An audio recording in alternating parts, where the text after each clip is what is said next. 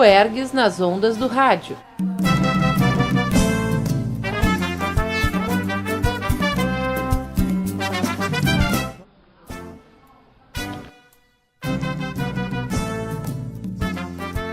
Estou aqui com a professora Ana Carolina, professora da UERGS Osório, e que vai abordar hoje para nós aqui uma grande obra de Machado de Assis, né, um escritor clássico da literatura portuguesa, onde o livro Esaú e Jacó é que vai ser abordado nessa temática que estamos promovendo, né, professora, nesse projeto com o UERGS aí, justamente sobre isso. Mas antes de entrarmos exatamente no assunto, eu gostaria de saber sobre a sua formação, os seus conhecimentos, né, até essa chegada à UERGS. Então, eu sou formada em letras pela Universidade de Passo Fundo, fiz minha especialização lá também em leitura, teoria e prática, depois fiz mestrado em comunicação social com a Universidade Metodista de São Paulo, e isso dentro da, digamos assim, da minha vida formal, com certificado. Mas fora isso, eu sempre gostei de trabalhar com arte, sempre gostei de trabalhar com música, sempre gostei de ler muito. Na promoção da leitura mesmo, né? Sim.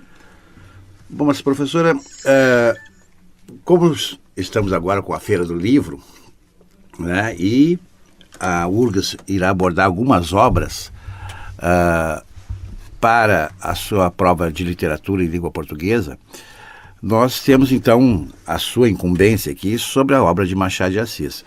Mas, assim, o seu conhecimento de literatura e o que vem a significar literatura, digamos assim, no seu cotidiano, né? Hoje, como professora de comunicação, e que tem essa vivência toda de comunicação, como a literatura faz parte nesse contexto todo? Olha, a literatura, para mim, em primeiro lugar, é uma cura. É uma cura em todos os sentidos. É uma cura da falta de conhecimento. As minhas filhas que brincam comigo, porque eu digo, todo assunto que surge na minha casa, eu digo assim, eu tenho um livro sobre isso. Então, quando elas trazem um assunto novo, elas olham para mim e já dizem, já sei, tu tem um livro sobre isso. Eu digo, exato, tenho. Então, todas as respostas e todas as perguntas estão dentro da literatura. Eu escrevo quando eu preciso processar alguma coisa dentro de mim, eu escrevo poesia, eu escrevo um conto, e quando eu preciso me localizar, me encontrar no espaço, eu me encontro nos livros, né? Dependendo do autor, dependendo do momento, a literatura para mim é o meu espaço de cura, é o meu espaço. É o meu espaço. Eu não conseguiria imaginar a minha vida sem um livro. Tanto que a minha casa é uma biblioteca. A minha casa eu já não tenho mais onde colocar tanto livro, já estou empilhando uns em cima dos outros. e eu gosto. É uma coisa que me dá prazer. É uma cura, é um prazer, é uma companhia, é a minha profissão, é o que traz o pão para a minha mesa. E eu me sinto assim, uma servidora. Eu me coloco à disposição dessa força maior, dessa arte maior que é a literatura. Eu me sinto no dever, como esse nosso projeto que nós estamos desenvolvendo aqui, Omar. Eu me sinto no dever. Seria muito mais confortável para todos nós, final de ano, todo mundo cansado, não é? Não vamos fazer nada. Eu coloquei 3 projetos de extensão. 2 lá em Porto Alegre, um na Feira do Livro de Porto Alegre, outro com as escolas próximas lá da UERGS de Porto Alegre de mediação de leitura, com vocês aqui dando esse apoio para a demanda da Biblioteca Municipal. Então, como é que eu vou definir o que é isso para mim? É o meu eu, é o meu espaço, é o que me dá retorno de felicidade e é a quem eu me sinto devedora. A minha vida é a literatura.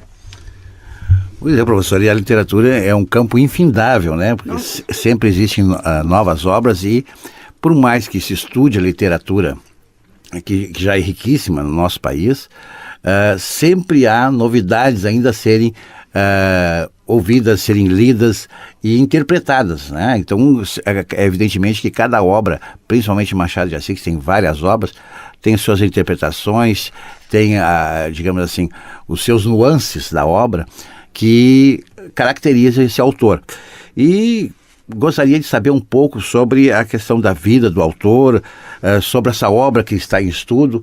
Então, para que nossos ouvintes possam realmente compreender quem foi Machado de Assis na nossa literatura e na importância dele na nossa língua portuguesa.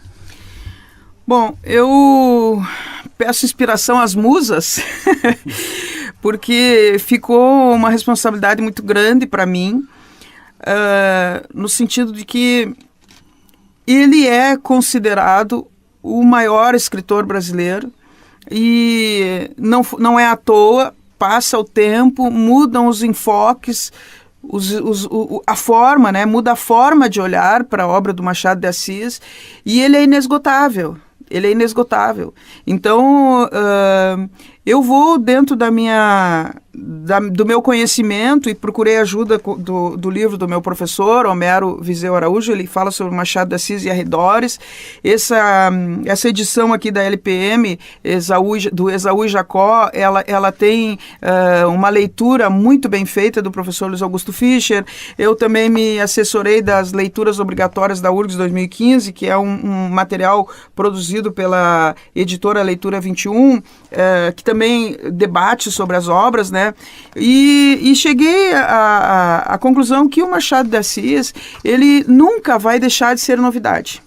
Porque a cada leitura que se faz de uma pessoa assim com um estudo diferenciado, de época diferenciada, você pega o Antônio Cândido estudando Machado de Assis, que já é um senhorzinho, você pega o Roberto Schwartz estudando sobre Machado de Assis, que também é um senhorzinho, você pega uma pessoa jovem como o professor Homero, né? E todos eles acabam encontrando alguma coisa nova no Machado de Assis, porque ele conseguiu ser um camarada que escreveu histórias de fácil leitura, se você quiser. Você pode ficar com a história de superfície do livro, e é uma história muito legal. E se você quiser se aprofundar um pouquinho mais, você vai descobrir a cada página é como se fosse uma biblioteca. Hoje de manhã eu estava pensando na entrevista, e estava pensando assim, como que eu vou definir esse livro, né?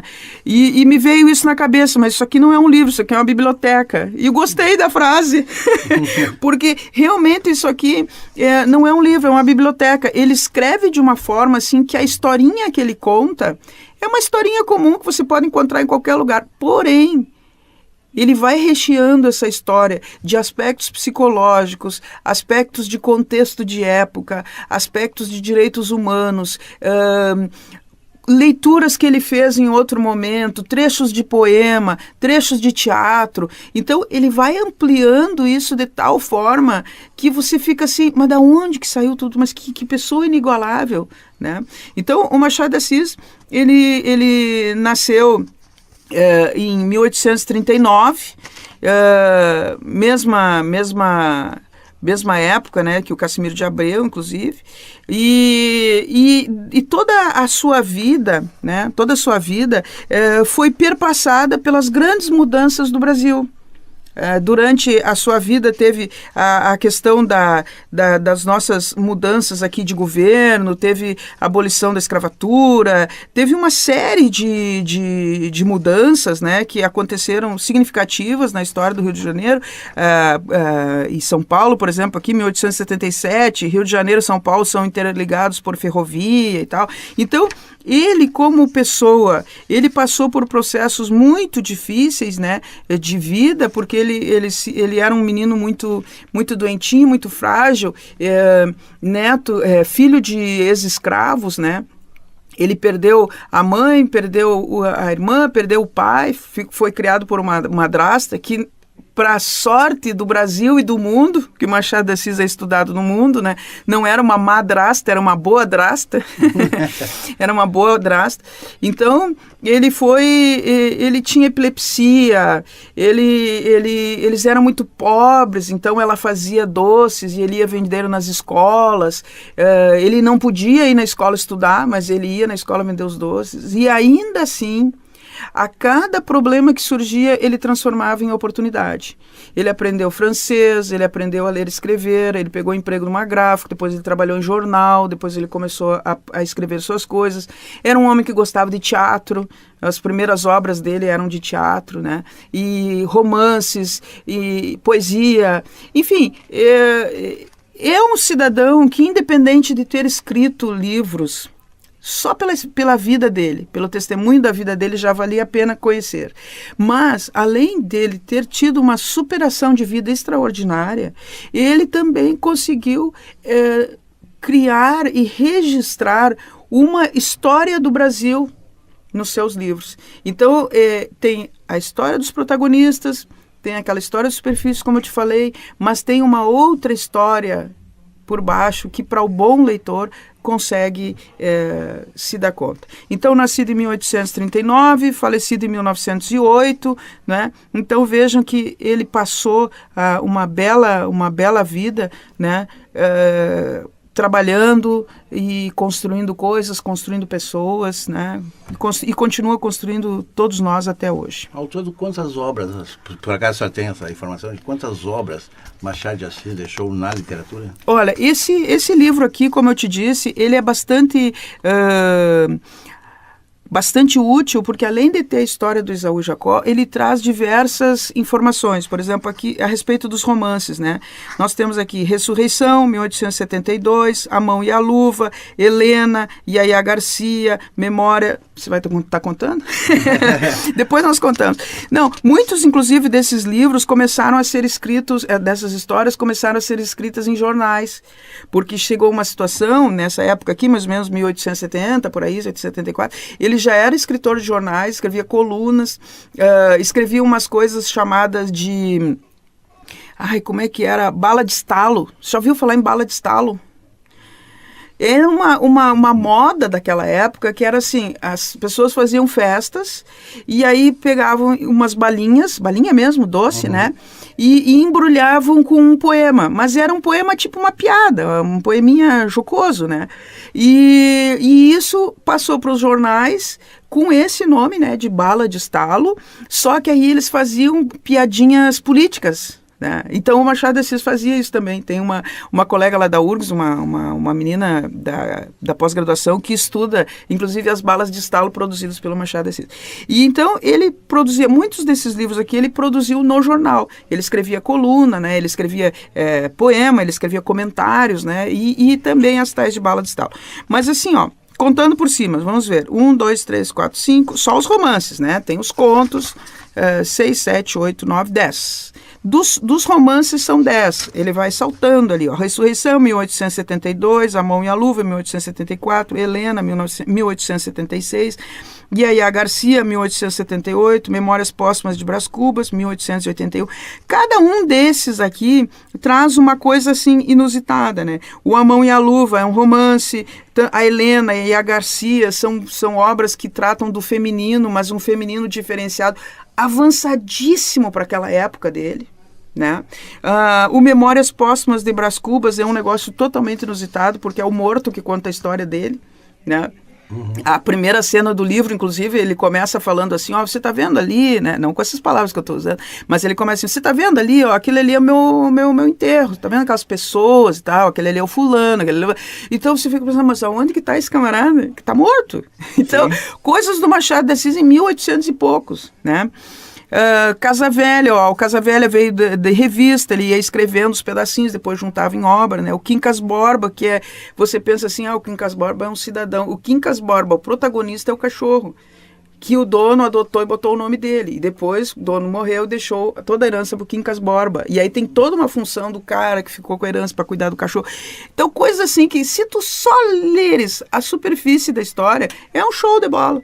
Agora, se você começar a penetrar na história, aí tem todo o significado psicológico, do significado das coisas, do significado do dinheiro, do significado da autoestima da pessoa, o que a pessoa vale, como é que a pessoa se olha, o que ela acha que ela vale, né?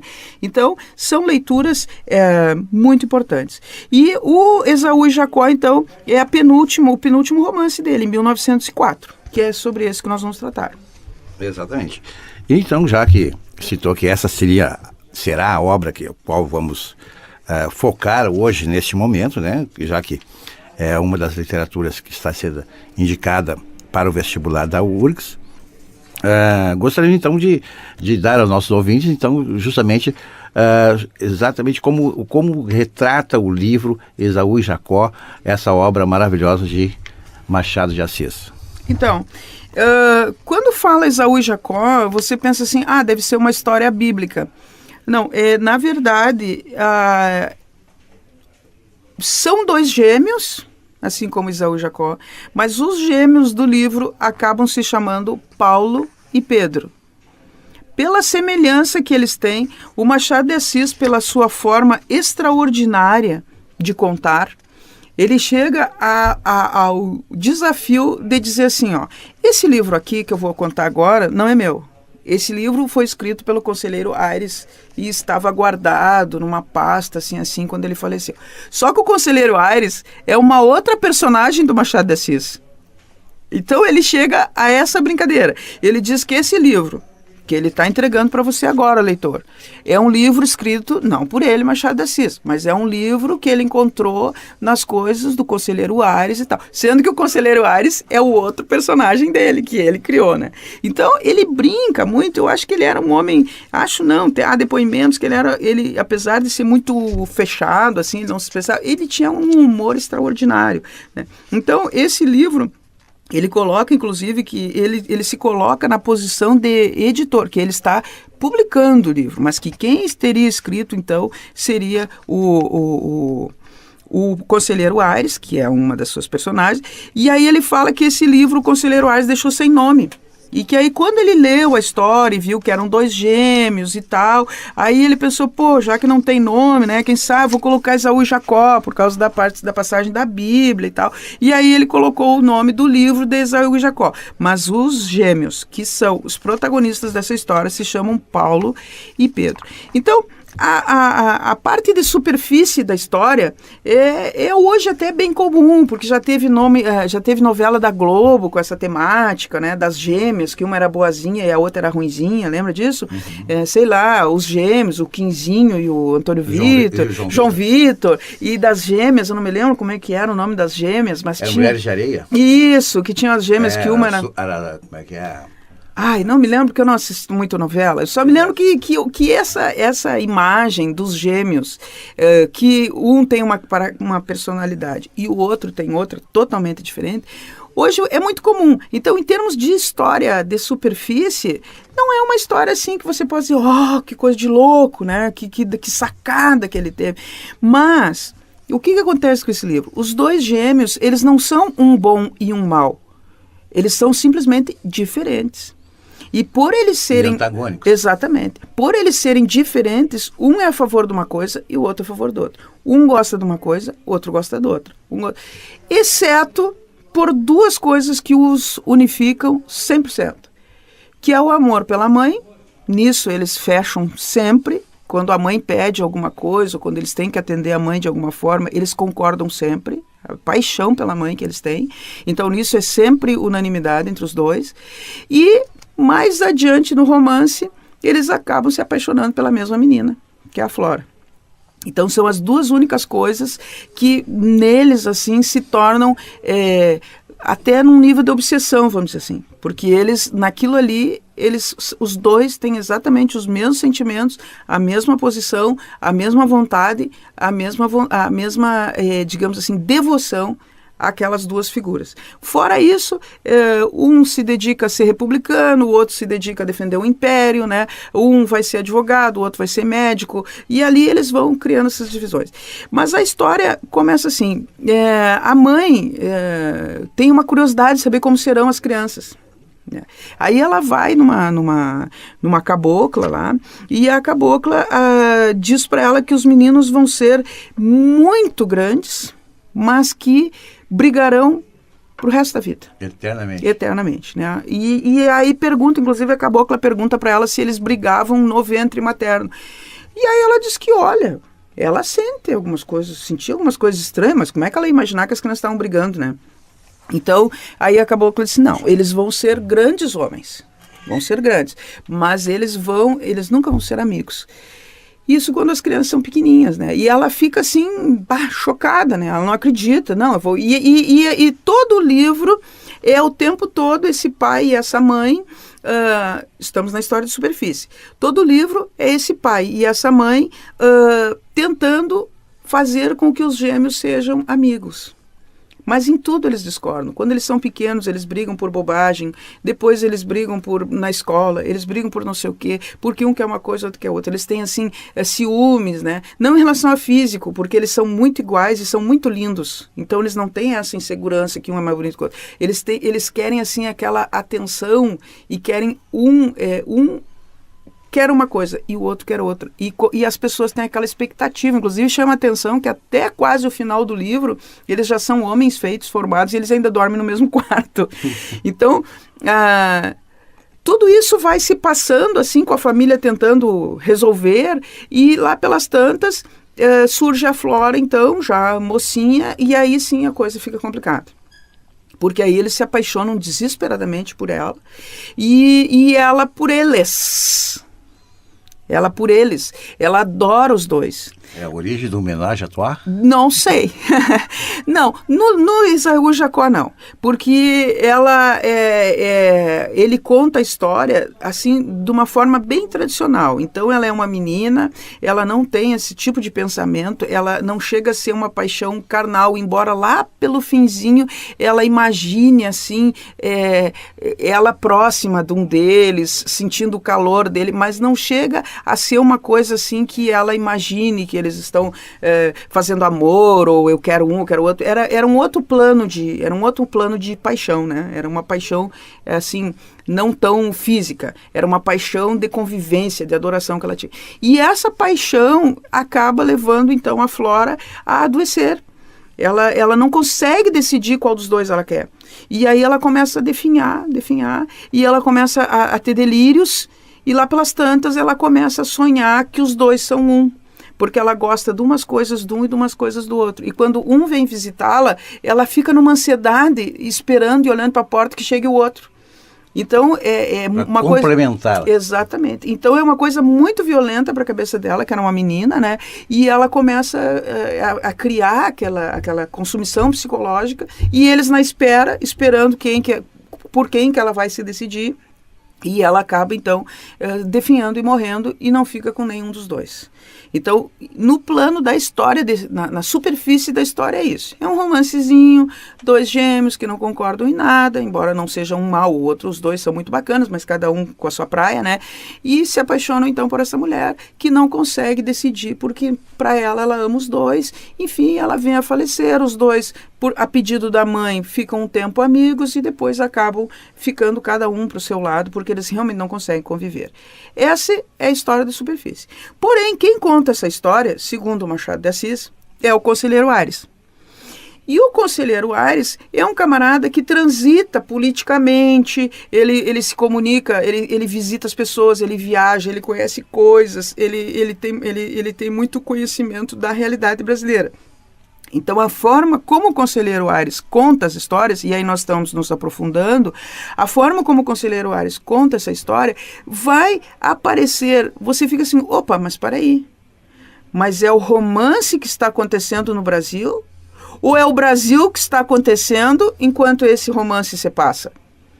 Porque aí, todo esse processo que eu estou te falando, de transformação social, começa a aparecer como pano de fundo. Porque a família da Flora, por exemplo, o pai vive essencialmente da política, então vive negociando cargo e perdendo cargo e troca de império para a república, e ele perde cargo, aí ele faz negociato e consegue outro cargo e tal. O próprio Paulo e o Pedro, o Paulo é republicano e o Pedro é imperialista, e aí lá pelas tantas eles se desentendem nisso, mas até chegar no ponto de um dizer que é uma coisa e outro, toda a história do Brasil vai passando ali, vai acolchoando esse romancezinho. Então, se você quiser olhar por cima, é uma historinha de amor. Você mergulha na história, é a história do Brasil, enquanto essa historinha de amor acontecia. E o Machado de Assis, então, encontra essa grande definição que se diz hoje, que ele definiu o Brasil. Realmente, cada personagem destas, ela consegue transpor uma característica daqueles seres que viviam naquela época e que continuam a se repetir. Por isso que ele é atual. Uma das coisas que ele fala, eu acho bem interessante. Eu até separei alguns trechos, né? Aqui quando ele fala sobre a epígrafe do livro, quando ele fala sobre... Eu até anotei aqui, quem está contando a história, quando ele se coloca assim, passando a palavra para o Aires, né? Que é quem ele diz que conta, né? E... A história do Brasil, que eu estava falando, aparece tanto no começo, quando eles se conhecem, porque aí tem a situação dos escravos, como é que os escravos se comportavam na casa. Aí vai passando o tempo, aí como que o capital, ele fala assim, não, o pai da menina era um capitalista, né? O pai dos meninos era capitalista, mas não com esse peso que a gente usa hoje de capitalista, mas capitalista no sentido de fazer dinheiro, né? Então, essa característica de toda a história do Brasil, como é que o Rio de Janeiro se cresceu financeiramente em termos de dinheiro, né? Todas as negociatas, tudo isso está aqui dentro desse livro. É uma história do Brasil vista por quem viveu, quem vivenciou e registrou nuances da nossa história que certamente nem os livros de história contam, mas contada de uma forma, digamos assim, romântica, né? Uma vivência desses jovens e desse amor de Flora, que não se deflora. Meu Deus, eu não ouvi isso. Não, eu separei aqui enquanto você falava, eu separei isso. Eu só quero lembrar que nós estamos filmando em vídeo isso aqui. Eu separei aqui um trechinho, era isso que eu estava procurando enquanto eu falava. Eu separei aqui um trechinho, por exemplo, quando a história das personagens do romance se cruzam com a história do Brasil. Ele fala assim, quando o Marechal Deodoro dissolveu o Congresso Nacional em 3 de novembro, isso em 3 de novembro de 1891, o Marechal Deodoro da Fonseca deu o golpe de Estado. Então aconteceu de fato. E aí ele joga... O primeiro do Brasil. Ele joga a ação da personagem aqui para dentro. Ó. Quando o Marechal Deodoro dissolveu o Congresso Nacional em 13 de novembro, Batista, que é o pai da Flora, inclusive, recordou o tempo dos manifestos liberais e quis fazer um. Chegou a principiá-lo em segredo, empregando as belas frases que trazia de cor, citações latinas, 2 ou 3 apóstrofes. Dona Cláudia, que é a esposa, né? Reteve-o à beira do abismo com razões claras e robustas. Antes de tudo, o golpe de Estado poderia ser um benefício. Então veja que já naquela época, como ele era do outro lado, o instinto dele foi, não, como é que pode? E ela, não, para um pouquinho, vamos negociar. Então, o famoso jeitinho brasileiro, do favor, que já começa. Então, o Machado de Assis registra uma coisa, em 1800, lá vai se virando, né? Ele registra uma coisa que o Brasil ainda não conseguiu mudar. Por isso que ele se renova, né? Ele se renova. E fica na nossa responsabilidade, digamos, ler este livro e aproveitar as coisas assim de história, conhecer a história, né? Aprender com ela e ao mesmo tempo aprender também os grandes sentimentos humanos e o grande escritor que ele é. Há passagens assim que são espetaculares. Tem um capítulo que se chama O Dragão, que é quando ele fala do tempo. É uma fala assim bem corriqueira, é um momento em que o conselheiro Aires, que faz um papel exatamente de conselheiro, ele o tempo todo ele fica ajeitando as famílias e tenta ajeitar a vida dos dois garotos para eles não brigarem a pedido da mãe, de quem ele é muito amigo, a mãe e o pai, né, o Santos e a Natividade, e aí depois ele tenta ajeitar a vida da Flora para ela não sofrer tanto. Então ele está sempre colocando panos quentes, vamos dizer assim, numa linguagem nossa, né, o conselheiro Aires. E essa é a vida dele, né, ele não constitui sua família, então essa é a vida dele, é ajeitar as coisas. E tem uma hora então que ele sai com os meninos e vai no teatro, os meninos já homens formados, né? Vão no teatro e o capítulo chama do dragão. E é tão interessante porque o Machado de Assis fala assim que eles vão ao teatro matar o tempo. E aí ele começa a descrever o tempo como se fosse um dragão. E aí ele fala assim que ele, escritor, né, que ele não se lembra, ele não tem como dizer qual era a peça, qual era o teatro, quanto tempo durou, que tipo de teatro era, mas a única coisa que ele pode dizer é que no final o tempo, este dragão ficou estacado no chão, né, estaqueado no chão, esfacelado no chão. Então você pensa assim, não, mas o que é isso? Da onde que saiu isso aí? O tempo transformado num dragão. Então é muito legal, é muito legal. Realmente a obra de Machado de Assis encanta e colocado nessa versão oral do livro Esaú e Jacó. Que responsabilidade, né? É uma responsabilidade bastante grande, mas de uma forma sucinta, fica fácil compreender, digamos assim, a preciosidade que vem a ser essa obra literária de Machado de Assis.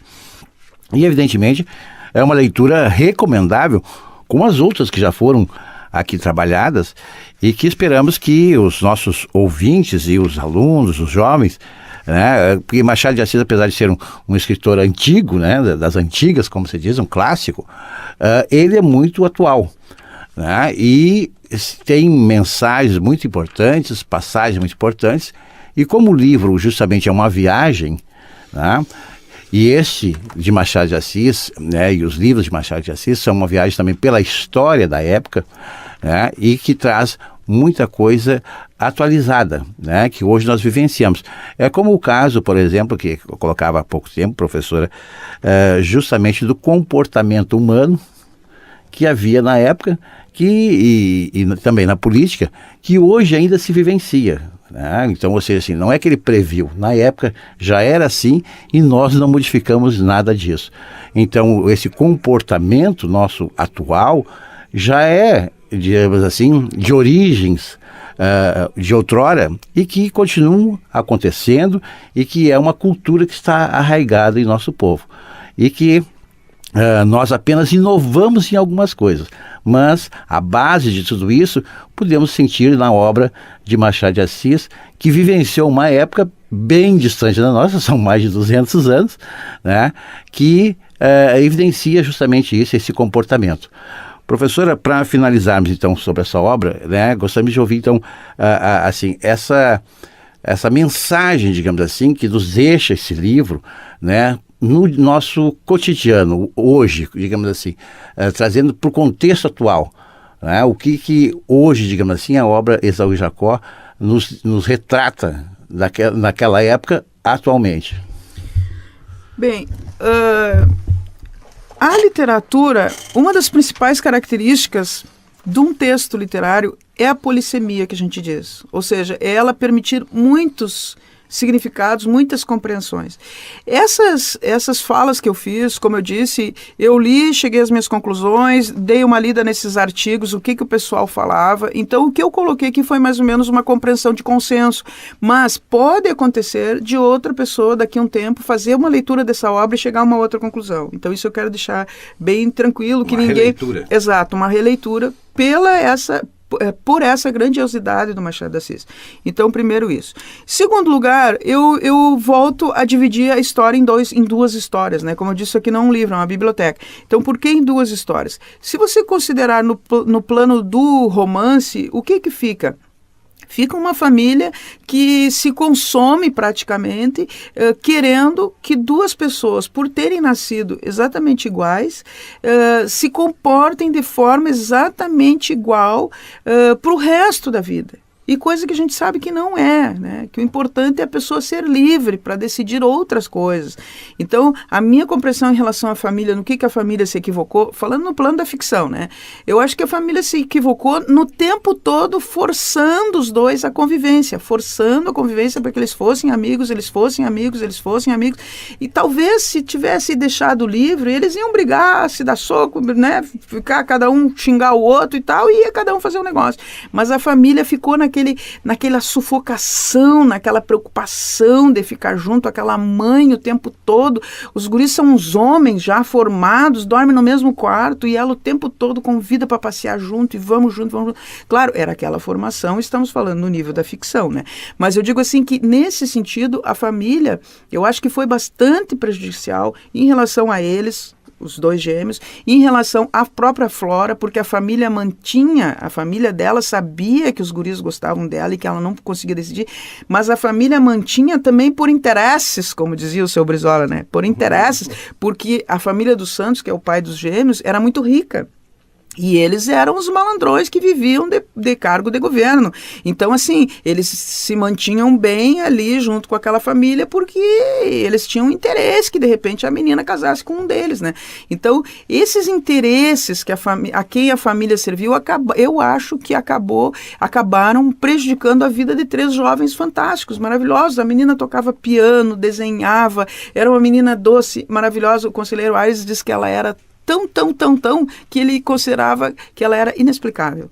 E os meninos também eram fantásticos, cheios de ideias, cheios de sonhos, quer dizer, a família sufocou essas crianças e tentou moldar essas crianças numa coisa que eles não conseguiram suportar e que a parte mais frágil acabou cedendo, que foi a menina, que ela acabou enlouquecendo praticamente, né? Ela desistiu de viver para não escolher nenhum dos dois. Então a responsabilidade da família, na história de superfície, né, é essa. A gente tem que fazer com que os filhos sejam felizes como são, para que eles sejam para o mundo, eles não são nossos, eles não são uma coisa nossa. Na minha concepção, a moral é essa, né?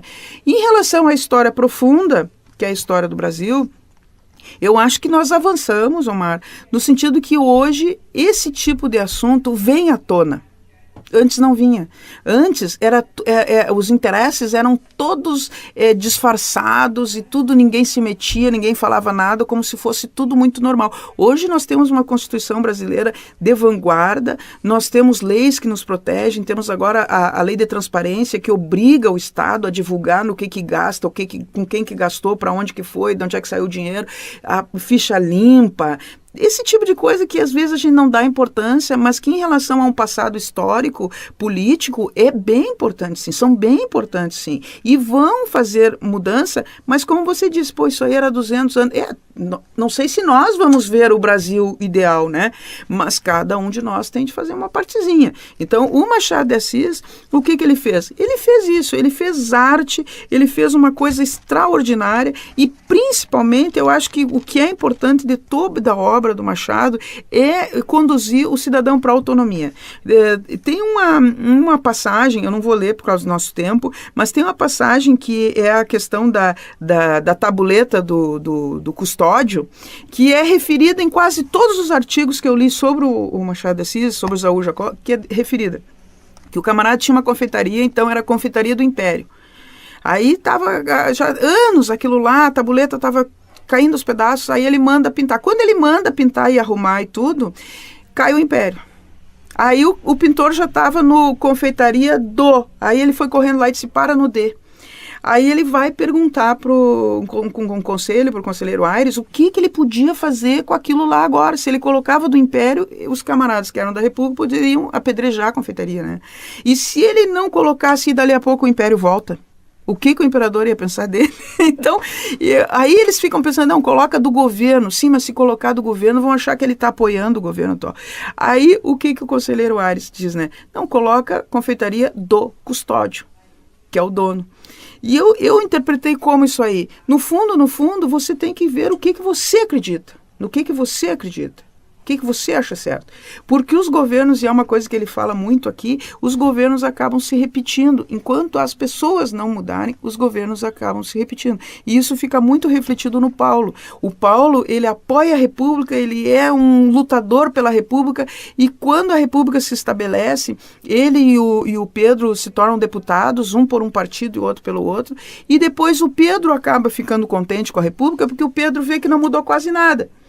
E o Paulo se revolta com a República e as pessoas dizem, pô, mas você não era republicano? Ele fala, não, mas não era essa a República que eu queria. Então, assim, ó, é uma denúncia da necessidade de mudança. E que eu acho, sim, que nós estamos vivenciando agora. É isso aí, então, professora Ana Carolina, que nos deu o prazer dessa entrevista e essa explanação maravilhosa sobre a obra de Esaú e Jacó, a obra de Machado de Assis.